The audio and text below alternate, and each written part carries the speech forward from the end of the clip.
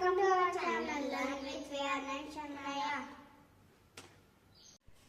ನಮ್ಮ ಕರ್ನಾಟಕದ ಜಿಲ್ಲೆಗಳು: ಬಾಗಲಕೋಟೆ, ಬಳ್ಳಾರಿ, ಬೆಂಗಳೂರು ಗ್ರಾಮಾಂತರ, ಬೆಂಗಳೂರು ನಗರ, ವಿಜಯಪುರ, ರಾಜನಗರ, ಚಿಕ್ಕಮಗಳೂರು, ಕಲಬುರಗಿ, ಧಾರವಾಡ, ಮೈಸೂರು, ಮಂಡ್ಯ,